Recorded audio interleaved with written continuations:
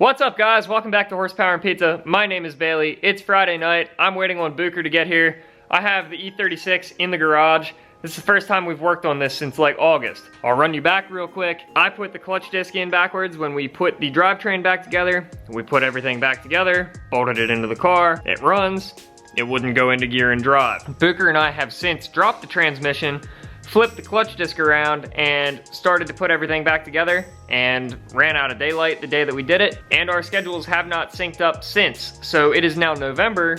The car has been sitting in my driveway for 3.5 months or so, and tonight is the first night that we have gotten the opportunity to get back together to do it. We chose tonight last minute this afternoon because it's like 60, 65 degrees out today. Obviously the sun's down, and it's starting to get a little cooler, but it's better than doing it when it's 6 degrees. Working on getting the rest of the insulation up in here. We have a propane heater, so it will be nice and warm in here this winter, hopefully, and super grateful to have that luxury, because I know there are a lot of people who work on things on jack stands in their driveway when it is super cold outside. Before we get too far ahead of ourselves, when we did try to drive the car, it sounded like I put a roll of quarters in the blender, and that's because we tried to force it into gear. We thought it was one of the gears, but then we remembered that the slave cylinder had pushed the piston out, and we thought that might be bouncing around in with the clutch, and when we pulled the transmission, there it is. Problem solved with that. Booker showed up. Peachy's also here. He drove this really weird V10 Corvette. It's made by Dodge. First person ever call that car a Corvette, surprisingly. Yeah, so the fun part about this, transmission obviously goes in transmission location just underneath there. Way up in there. I drained out the little bit of fluid that wasn't already drained out in the trunk of the car where the transmission sat for the last 3 months. Put new ATF in there. That's Booker's cue to say that we out here. And yeah, so now we gotta bolt that, as Booker called it, up underneath here. Of course, that's a cluster because you have to pull all of the coil packs, the intake manifold, the fuel rail, all of that, and flip it over to this side because the starter is down in here to bolt in there. It's just, why does nothing make sense? Well, you see. I have no idea. Yeah, it's a German thing. Well, we're gonna get to it. We will update you as we go. It is now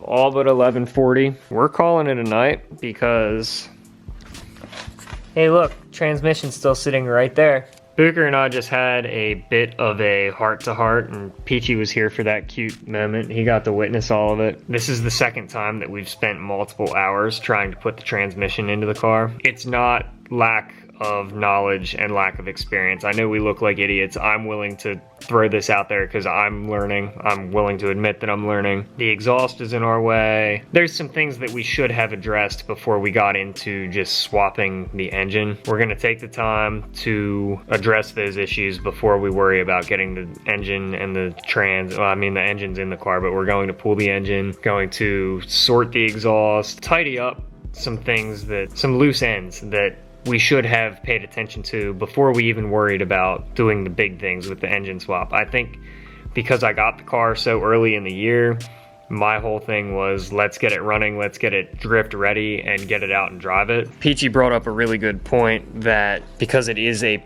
purpose-built car, the engine and drivetrain, everything's going to come apart. You're gonna abuse it, so you're gonna be breaking shit, and you're gonna have to pull it out, put it back in again and again. Again. Yeah, and to that, Booker said we should have this. It doesn't need to be pretty, it doesn't need to be polished, and You don't need to spend a ton of money on it. Right, it doesn't need to be a show car, it just needs to be organized. Cleaned up in that sense. Right, and I think we agreed on that, and I'm willing to take the time to do it right because Mike is laughing as he's watching this, my boss.